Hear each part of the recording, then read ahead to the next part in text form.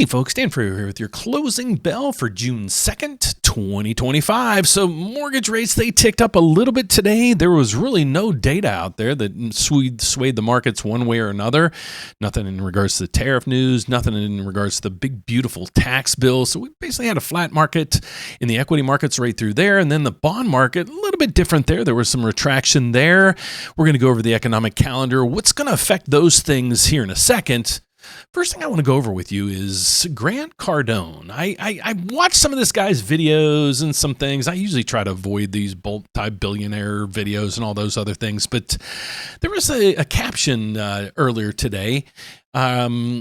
Maria Bartiromo on Fox News, Business News, I think this was probably this morning or yesterday, she actually interviewed him and got his take on the state of real estate and his problem right now with Federal Chairman Powell as well in regards to interest rates. I found this really intriguing. I thought I'd share this with you because we try to focus in on, how rates affect the housing market and things like this. A little bit of a twist on how he thinks things through here. And at the end of this video, I'll tell you if I give him a thumbs up or a thumbs down and what my thoughts are on it.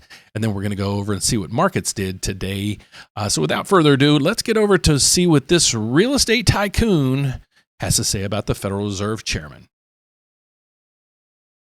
Major impact on Americans' federal tax returns. The SALT deduction, a major point of contention in the bill, raised to a $40,000 cap on returns for money paid in property taxes, state income, or sales taxes. States like New York and New Jersey have some of the highest property taxes in the United States. Some House Republicans in those states still fighting for an even higher cap.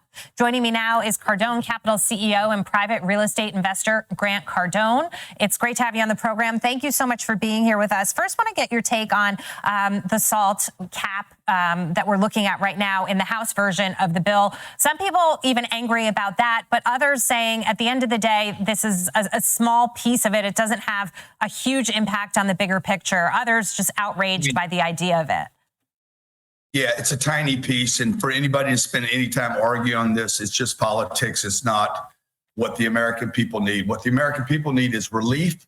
This bill that President Trump is trying to push through right now and sell to the American public is less regulations, lower interest rates, lower taxes, the things that are going to free up. The congressman before me was speaking about freeing up the marketplace so investors can enter the housing marketplace, which is frozen right now, Jackie, as you know.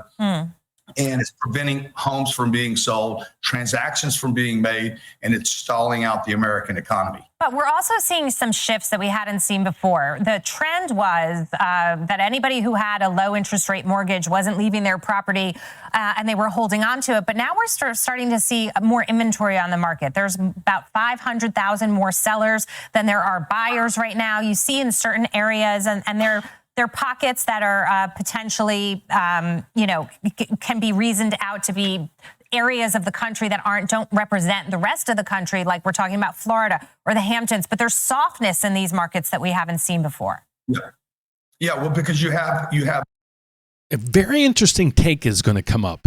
And you guys, the first question, I'm going to have a lot of naysayers down there saying, oh, it's another real estate guy telling you how great real estate should be and, drop rates so house prices can go up again.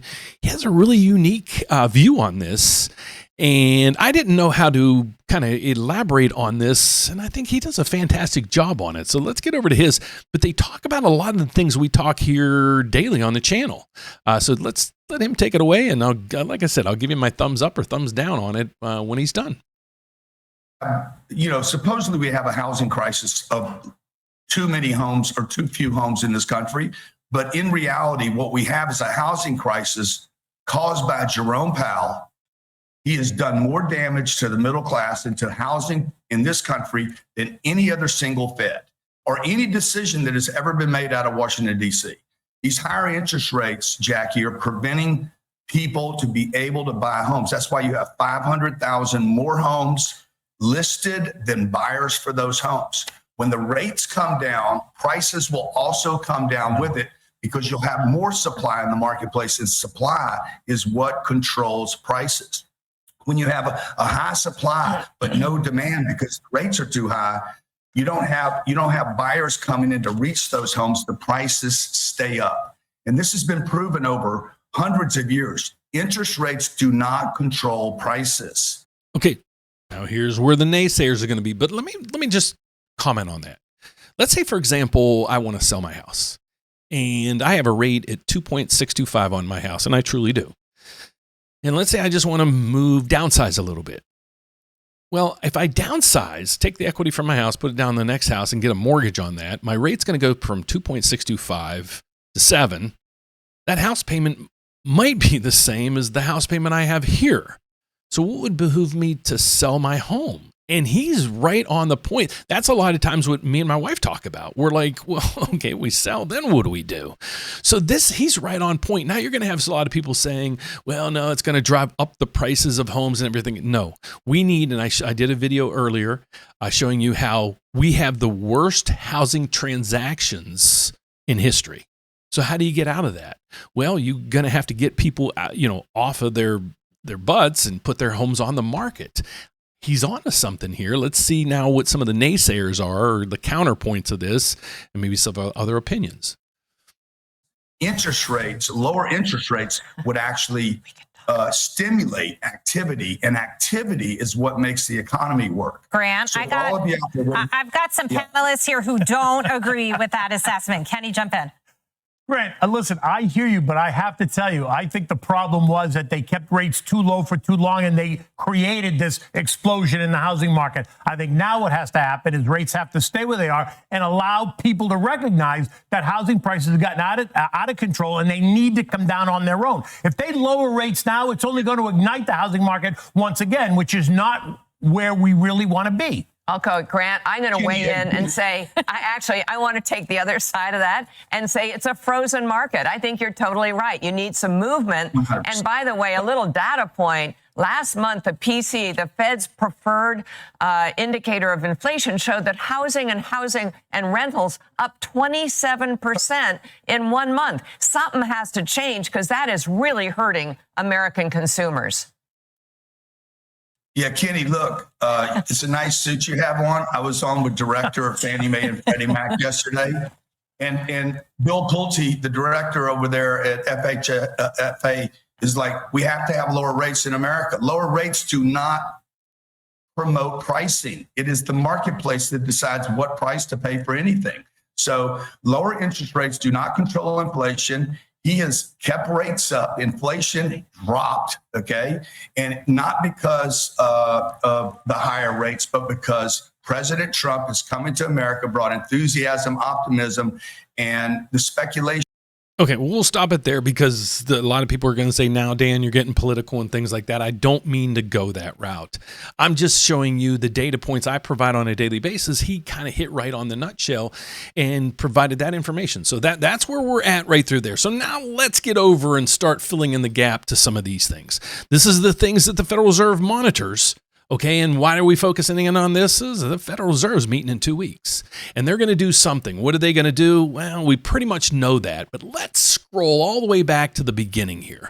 Okay, so here's what's going on with mortgage rates today. The reason why you're here is right through here. So let me explain to you what we do on a daily basis. My name is Dan Frio. I do this report actually 2 times a day to explain to you guys what's going on with these things and the whys behind it. Our slogan here is one application, one credit pool. We're going to shop your loan over 30 different lenders. How do we do that? I'll give you that information at the end of this video because you're here for these things. So let's get over and see what happened in the market today. So on the economic front, there was some manufacturing numbers that came in pretty decent. I won't say they're fantastic or they're showing a complete debacle in the manufacturing sector, but we'll say this is healthy. Okay, so now what we're going to start to get over the next few days is right through here. The JOLT index, which says job openings, ADP says employment, and then we see initial jobless claims, and then we see average hours earnings and unemployment rate and everything else like that. Why is that important? That's going to fill in the gaps right through here. Okay, so this is the data that the Federal Reserve looks at. We have some entry points that we're going to go over. We had the PCE, like that young lady just said in that video. The PCE, the number one inflation figure that the Federal Reserve monitors, It came in last week and actually keeps coming down, and it's down to now 2.1. The Federal Reserve, this is the number they want it, 2%. She said something about housing and rents up 27% last month or something. I have no clue where she's getting that data, but I just had to point that out. When they're wrong and they come out with some data that's just obscure, I'll point that out. So that's what we're seeing here. We have some information, though. This is the information coming in the rest of this week. We also have one piece of the puzzle right through here. This says in Q1 2025, the GDP went negative. Okay, so we have another piece of information that's coming in as well right through here, and it's just popped out today, folks. If you go down through here, it's saying on June 2nd, 2025, the GDP model estimates the real GDP in the second quarter of 2025, because we already had Q1 come out, is 4.6% on June 2nd. So you imagine if we go over to here, and this is the stuff the Federal Reserve looks at, if we have a GDP at 4%, which is huge, we had an unemployment rate that's staying steady at 2, or we'll see what it's coming in at on Friday this week, and we have inflation continuing to drop, and the housing numbers in this piece also continues to drop, the real numbers. It's going to show a nice little format here for the Federal Reserve to possibly cut rates at their next meeting. So let's go over to that CME FedWatch tool. You can just find this. Just look at the CME FedWatch tool. Go down through here, and you're going to see what the probabilities or of what they're going to do at the next few meetings. Are they going to cut? What are they going to do? Well, let's get across here. We have the meeting date down through here on June 18th. The Fed's going to come in and tell us what they're going to do. What are they going to do? Well, across the top here, this tells us what the federal funds rate would be or could be or whatever. Right here, we have 4.25 to 4.5. There's a 95% chance that's where it's going to be. Well, what is it today? Well, it's that rate right in there today. I'll show it to you right through here. It's 4.25 to 4.5. So basically, the probabilities there are nothing's there. Okay, they're not going to do anything at this next meeting, folks. They're probably not going to do anything at the next meeting after that. And that's when everything's going to really start to change. And I expected Q3 and Q4 of this year, finally the tariff stuff will start to materialize. A lot of the actions of the Fed and the inflation numbers are going to start to really come into play. And I think you're going to see also the jobs market. We're not going to see a negative 5% unemployment rate. So you're going to see a nice little market. Could I be wrong? Yes, I could be wrong. Have I been wrong? I've been pretty much right on point over the last year or two. If you don't believe me, check out a lot of my former videos that I did. So that's what we're seeing in today's market right now. We're going to look at the rest of the week. Like I said, we have the JOLT index coming out tomorrow. This is job openings and labor transfers. We'll see how those go. And then the rest of the week, we're getting how many people are unemployed or employed, what that wage growth looks like. So that'll also fill in a lot of pieces of the puzzle for us when it comes to these things over through here. So let's take a quick glimpse at the bond market today. So we had MBSs. They were down 19 ticks. That means mortgage rates going to tick up a little bit. How much? Well, that's about it right there, folks. 0.01%. So jump out a window. The markets aren't so bad right now. The markets are still in a nice trajectory on the upside. So we're not going to buck this trend until we have to. Or what I'm looking right here is for this gap, the gap right through here to fill in. I'm expecting MBSs to rally up to this point unless tomorrow the JOLT index just throws us a complete curveball. So that's what we're seeing in the markets so far today. So my name is Dan Frio. I do this report, like I said, 2 times a day. Now, going back to that slogan we have, one application, one credit pool. We're going to shop your loan over 30 different lenders. How does this work?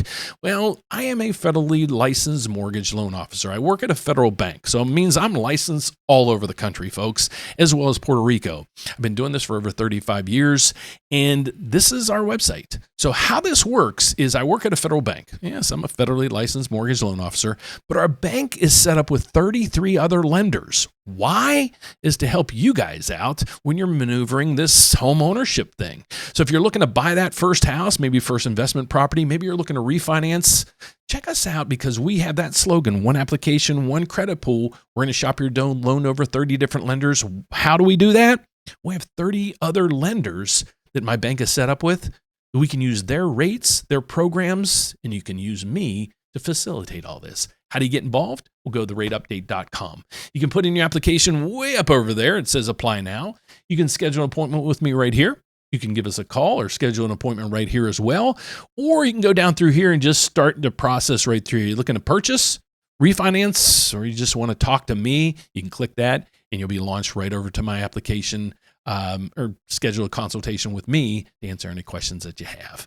So thanks for watching, folks. God bless. Have a fantastic evening. Hope you learned something today on my live event as well. If you had missed that, check that out right over here. Otherwise, I'll be back here tomorrow to show you how all this starts a messy another day.